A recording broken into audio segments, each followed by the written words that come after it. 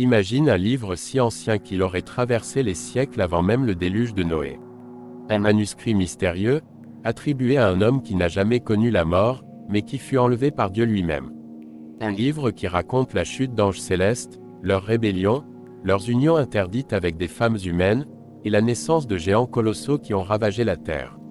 Un texte qui décrit avec des détails saisissants les dimensions invisibles du ciel, les secrets de l'univers et le jugement dernier.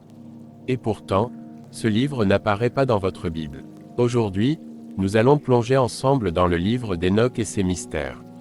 Un voyage fascinant au cœur d'un écrit interdit, oublié, mais qui continue de susciter débat, fascination et peur. Préparez-vous, car ce que vous allez entendre bouleversera votre vision du monde spirituel. Partie inquiétait Enoch. Avant de comprendre le livre, comprenons l'homme. La Bible mentionne Enoch dans Genèse 5. Il est l'arrière-grand-père de Noé. Mais ce qui le distingue des autres patriarches, c'est une phrase énigmatique. Enoch marcha avec Dieu, puis il ne fut plus, parce que Dieu le prit. Autrement dit, Enoch n'est pas mort. Il fut enlevé directement dans la présence de Dieu. Le Nouveau Testament confirme cette vérité.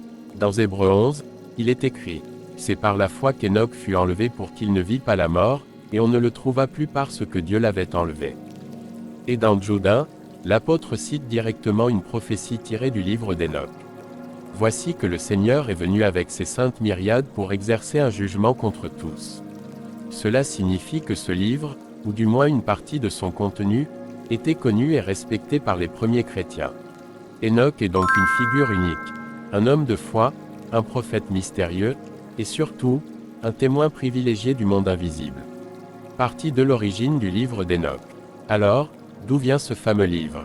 Le livre d'Enoch est un ensemble de textes anciens, probablement écrits entre le 3e et le 1er siècle avant Jésus-Christ. Pendant longtemps, il fut perdu pour l'Occident, mais en Éthiopie, il a survécu, traduit en langue gaze, et il fait toujours partie du canon biblique de l'Église éthiopienne orthodoxe. Au XXe siècle, une découverte majeure a confirmé son authenticité antique.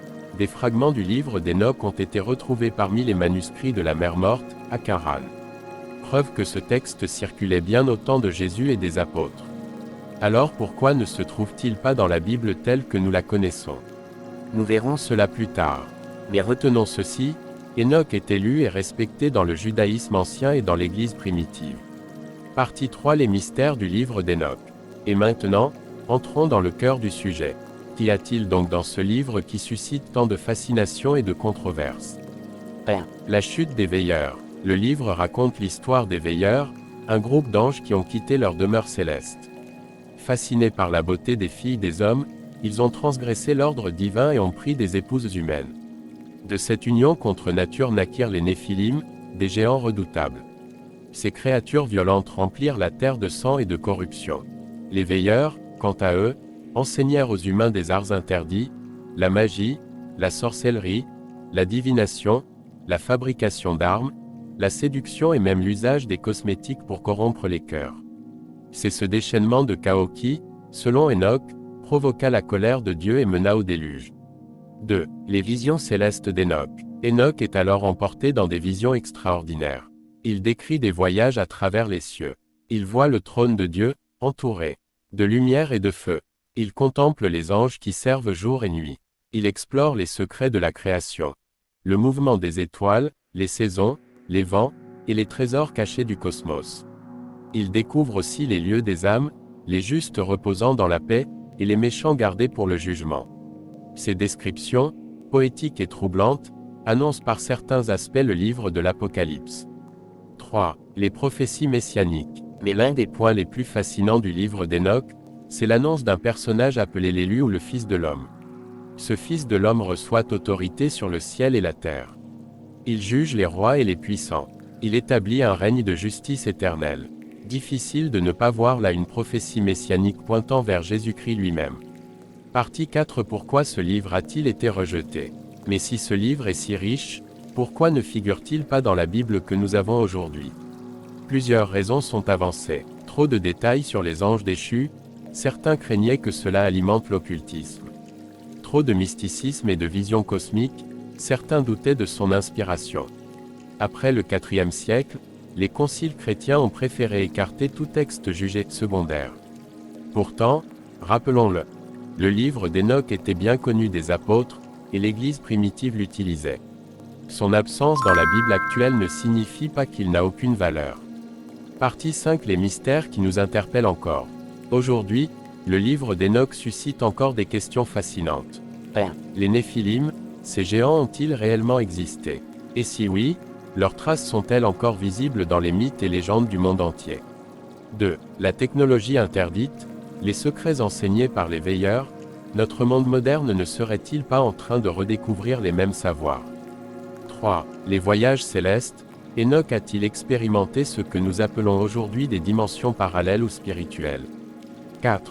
L'élu messianique, n'est-ce pas une confirmation que Jésus était annoncé bien avant Moïse et les prophètes? Partie 6. Les débats autour du livre d'Enoch. Bien sûr, ce livre reste controversé. Les sceptiques affirment qu'il n'est qu'un écrit apocryphe, une légende juive. Mais son influence sur le Nouveau Testament est indéniable.